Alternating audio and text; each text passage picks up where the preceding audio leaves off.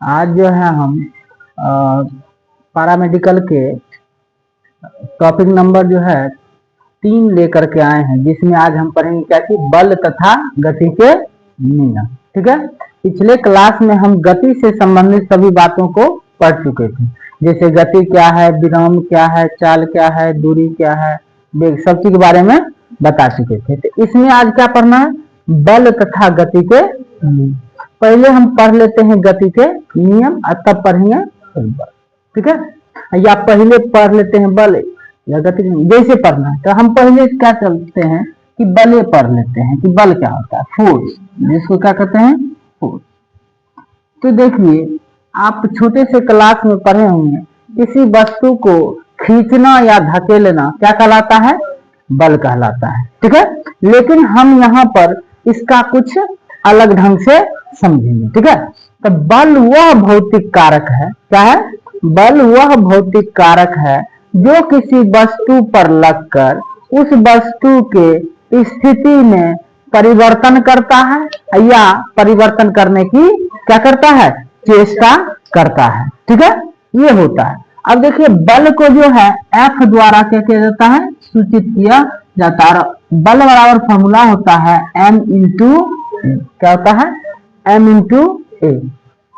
जहां क्या है, जहां M है वस्तु का द्रव्यमान, M है वस्तु का द्रव्यमान, ए क्या है, त्वरण है, क्या है, त्वरण। जैसे मान लीजिए ये कोई वस्तु था M द्रव्यमान का, इस पर कोई बल लगा F और इसमें जो है त्वरण उत्पन्न हो गया कितना, ए। ठीक है, कितना उत्पन्न हुआ त्वरण, ए। तो इसको मल्टीप्लाई करते हैं तो हमारा क्या आ जाता है, बल आता है। अब देखिए, बल का SI मात्रक क्या होता है, न्यूटन होता है, एन से डिनोट किया जाता है। या इसमें लिखा रहेगा क्या कि लिखा रहेगा केजी मीटर पर सेकेंड स्क्वायर। ठीक है, ये याद रखिएगा।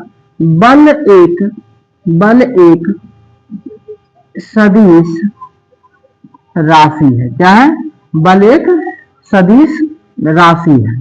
ठीक है, सदिश राशि मतलब वेक्टर क्वांटिटी है। अब दूसरा देखते हैं, बल का विनिमय सूत्र जो होता है, विनिमय सूत्र क्या होता है, तो देखिए बल के फार्मूला से ही विनिमय सूत्र निकलेगा। हम कहे थे एम मतलब क्या होता है, द्रव्यमान। द्रव्यमान का विनिमय सूत्र क्या बोले थे, एम होता है। और त्वरण का बताए थे एल टी पर पावर माइनस 2 होता है। तो इसका याद रखिएगा, बल का विनिमय सूत्र क्या होता है, एम एल टी पर पावर माइनस 2। कोई दिक्कत इकट्ठी भी। तो इस तरह से क्या समझ गया हम, ये बल होता है। अब देखिए, इसका एक और पूछा जाता है कि बल का सीजीएस मात्रक क्या होता है। बल का सीजीएस मात्रक ये होता है डायन, क्या होता है, डायन, है ना, क्या होता है, डायन। कोई दिक्कत। और देखिए, 1 न्यूटन बराबर होता है, 1 न्यूटन बराबर होता है 10 पर पावर 5 डायन। ठीक है, ये आपको याद रखना है। कोई दिक्कत, इतना तक में जो है कोई प्रॉब्लम नहीं होनी चाहिए। ठीक है, अब हम पढ़ेंगे इसमें कि बल के प्रकार, कुछ बल के प्रकार जो इम्पोर्टेंट जो है उसके बारे में इसमें क्या करेंगे, हम पढ़ेंगे। अब देखिए, बल बहुत प्रकार के होते हैं, जैसे विद्युत चुंबकीय बल, है ना, गुरुत्वाकर्षण बल, घर्षण बल, कुछ बहुत सारे क्या है बल। जो इस टॉपिक में आएंगे उस सभी को हम क्या कर रहे हैं, बता रहे हैं। पहला बल का हम देखेंगे, जैसे कि घर्षण बल। क्या देखेंगे, घर्षण बल। घर्षण बल क्या होता है, फ्रिक्शन फोर्स। ठीक है, देखिएगा, हम इसको जो है डिफिनीशंस को लिखेंगे नहीं, आप खुद से लिखिएगा, हम यहाँ पर क्या कर देंगे, बोल देंगे, आप साथ ही साथ लिख लीजिए। क्या है घर्षण बल।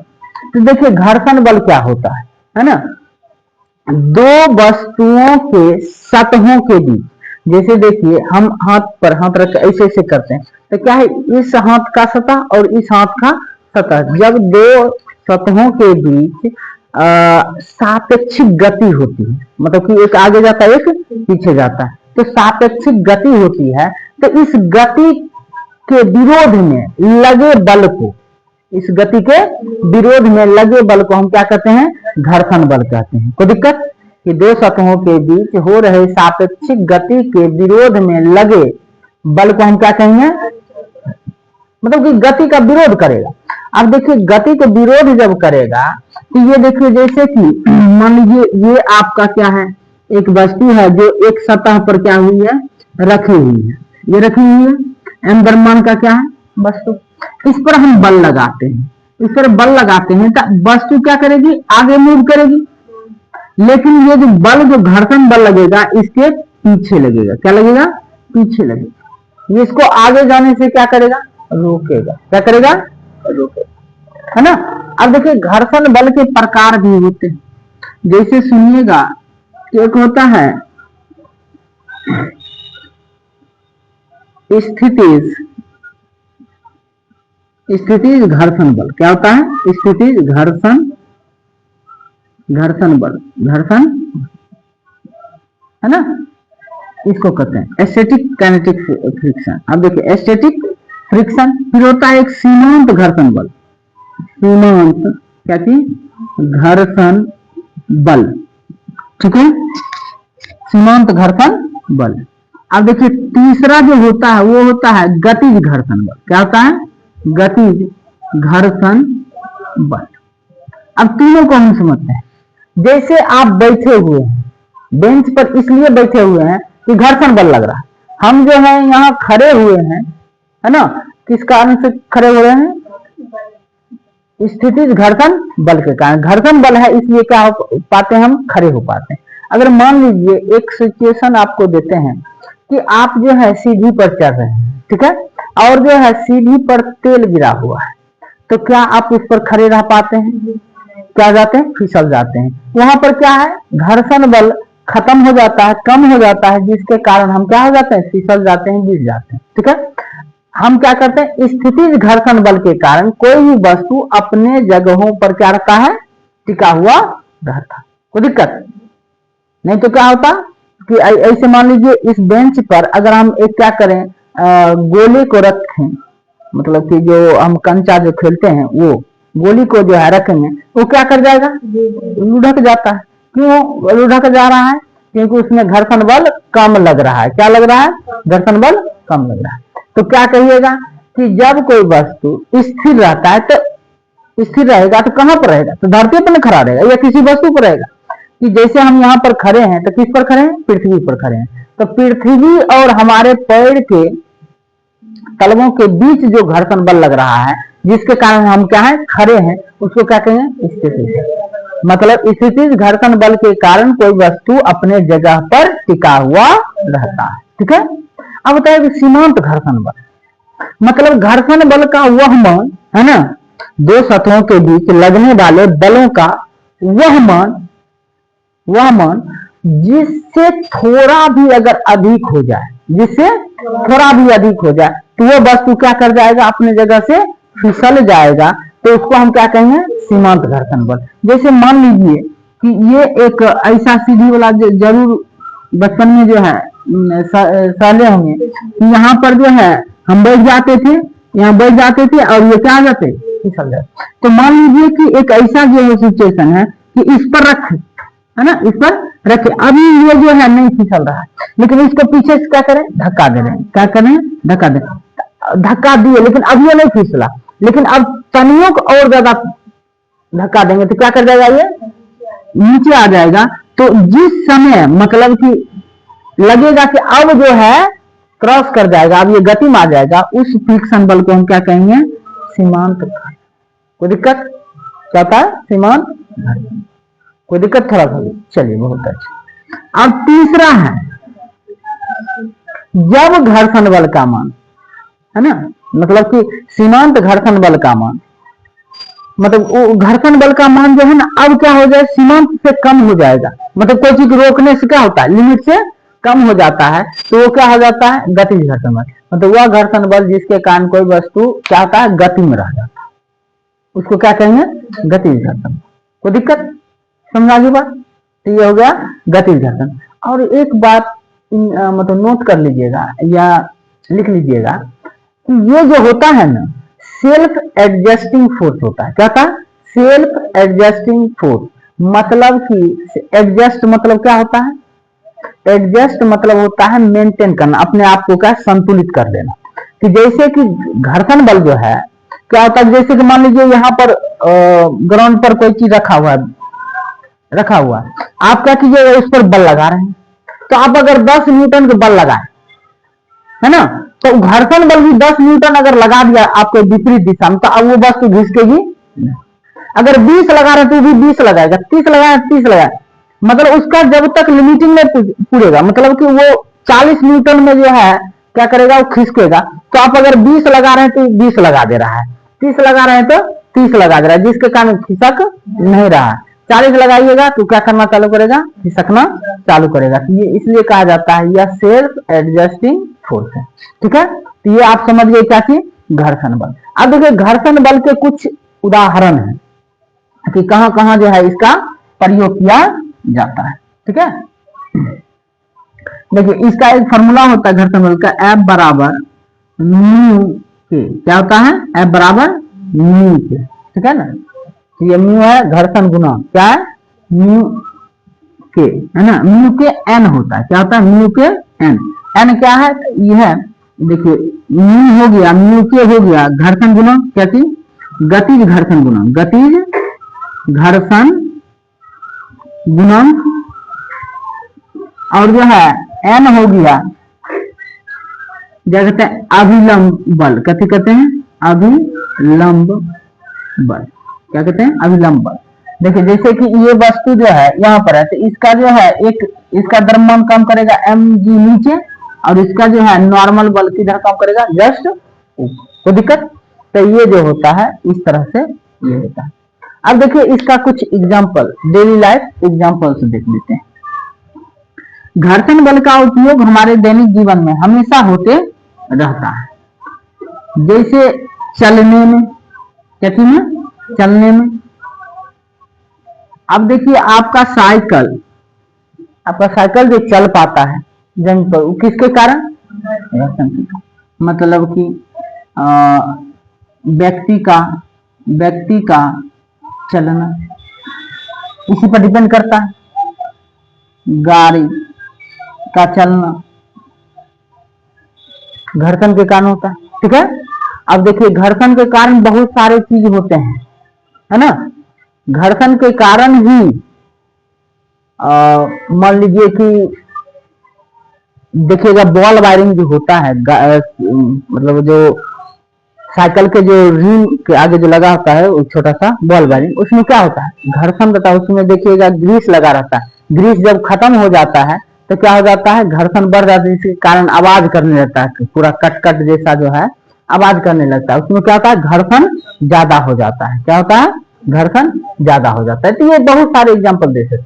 अब देखिए इसका जो है कम करने का उपाय क्या होता है कि आप उसमें क्या कीजिए, तेल या क्या करें, मोबिल, है ना, या लुब्रिकेंट, या कहेंगे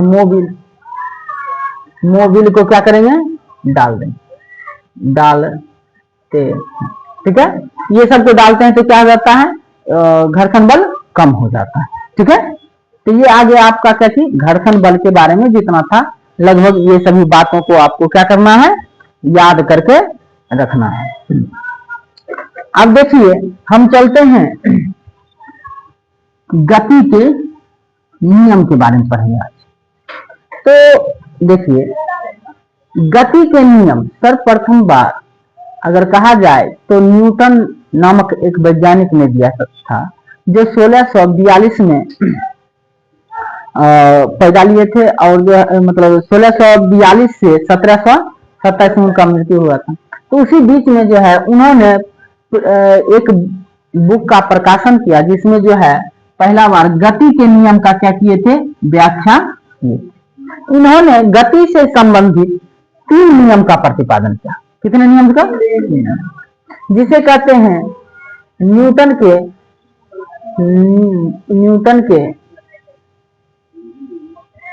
प्रथम नियम, प्रथम नियम, द्वितीय नियम और तृतीय नियम। तो प्रथम नियम क्या कहता है, जिसको जड़त्व का नियम भी कहते, जिसको गैलीलियो ने सर्वप्रथम बार दिया है ना, लेकिन इनको जो है लेकिन ना इनका क्रेडिट जो है किनको मिल गया, न्यूटन।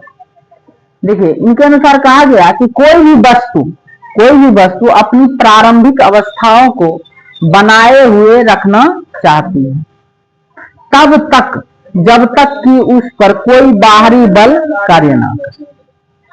कोई दिक्कत नहीं, क्या समझे कि कोई भी वस्तु है वो क्या है कि जो है अपनी प्रारंभिक अवस्था को बनाए रखना चाहती है तब तक जब तक कि उस पर कोई बाहरी बल कार्य ना करे।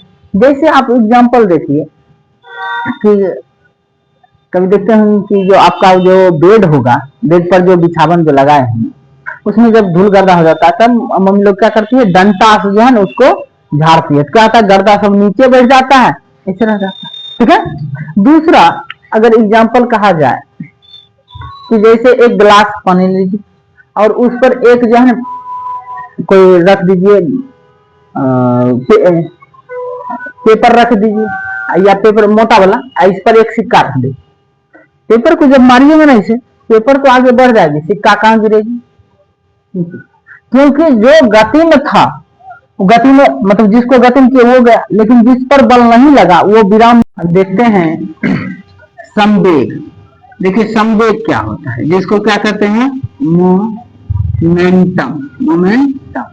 अब देखिए तो संवेग क्या बताए कि किसी वस्तु के द्रव्यमान और उसके वेग के गुणनफल को क्या कहते हैं, संवेग। जैसे ये वस्तु है, इसका द्रव्यमान कितना है, m है, और इसका वेग अगर मान लीजिए v है, इसका संवेग क्या हो जाएगा, m इंटू v।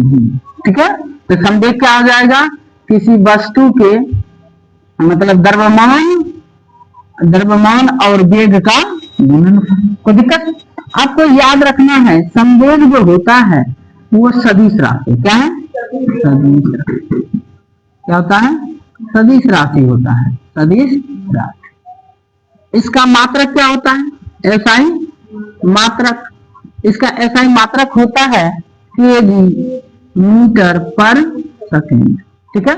और इसका विनिमय सूत्र क्या होता है, विनिमय सूत्र, और इसका होता है mLT पर पावर माइनस 1। और याद रखिएगा संवेग संरक्षित होता है, ये कभी बदलता नहीं जाता, यह संरक्षित रहता है, संरक्षित रहता है, ये कभी बदलता नहीं। ये बात आपको याद रखनी होगी। अब हम समझते हैं न्यूटन के द्वितीय नियम, न्यूटन के गति के द्वितीय नियम, न्यूटन के गति के द्वितीय नियम को आप देखते हैं।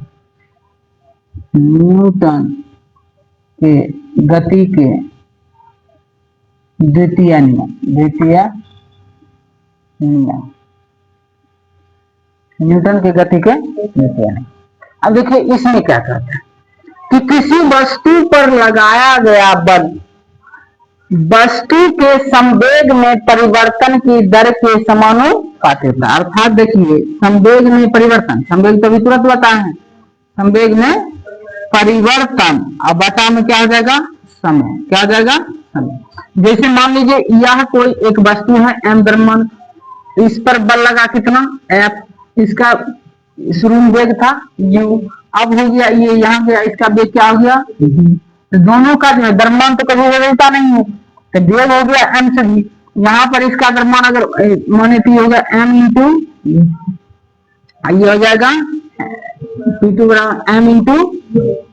तो यहाँ देखिए बल को F लिखते हैं समानुपात, संवेग में परिवर्तन तो मतलब कि देखिए हमेशा जो है होता है संवेग ज्यादा में से कम को क्या कीजिए, घटा दिया, समय तो मतलब t। अब देखिए यहाँ पर इसको इक्वल करते हैं तो k लेते हैं, क्या लेते हैं, m P2 का वैल्यू कितना है, m इंटू v, यहाँ पर क्या हो जाएगा m इंटू u बटा t, और यहाँ पर के m को अगर कॉमन कर लेते v माइनस u बटा t, और जानते हैं v माइनस u बटा t कल ही बताए थे क्या होता है, त्वरण होता है, ये बराबर v माइनस u बटा t, m इंटू यहाँ पर दे दिया, और जहां देखिए के बराबर जो है एक होता है, के बराबर कितना दिया गया है, एक होता है।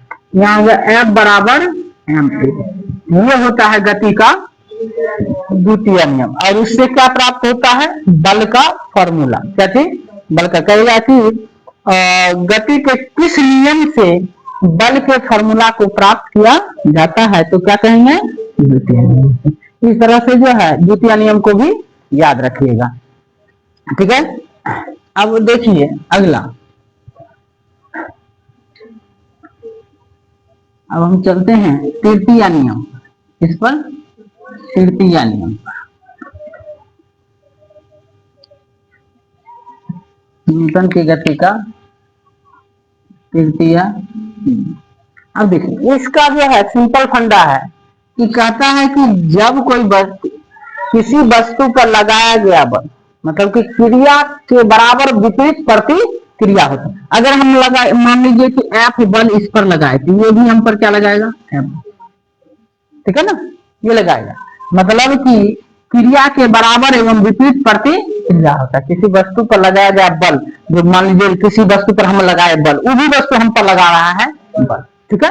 ये कहता है क्रिया के बराबर एवं, क्रिया के बराबर एवं क्या होता है, विपरीत प्रतिक्रिया, प्रतिक्रिया होता है। क्या है, क्रिया के बराबर एवं विपरीत प्रतिक्रिया होता है। अर्थात देखिए इसको मान लीजिए 1 लगाया तो ये एफ, ये इसको मान लीजिए कि 1 वाला लगाया, F1 है, और इधर वाला हो गया F2, ये दोनों आपस में क्या होते हैं, बराबर। इसका एग्जांपल बहुत सारे हैं। जैसे आप साइकिल को पैडल आगे की ऐसे मारते हैं तो क्या होता है, साइकिल आगे बढ़ता है। जैसे कि मान लीजिए कि बंदूक जब जो है चलाया जाता है तो क्या होता है, गोली जो होता है उसका आगे बढ़ता है और बंदूक का कुंठा जो होता है पीछे की। और जो है नाव पर चढ़ के जब आप छलांग लगाइएगा तो आगे बढ़िएगा, नाव क्या हो जाएगा, पीछे की लग जाएगी, ठीक है। तो इस तरह से क्या होता है, क्रिया के बराबर एवं विपरीत प्रतिक्रिया होता है, न्यूटन के तृतीय नियम है। और इस चैप्टर में इतना ही आपको क्या करना था, जानना था। इससे जो है रिलेटेड जितना भी क्वेश्चन होगा उस सबको हम आगे जो है मल्टीपल चॉइस क्वेश्चन में बताएंगे, ठीक है। धन्यवाद।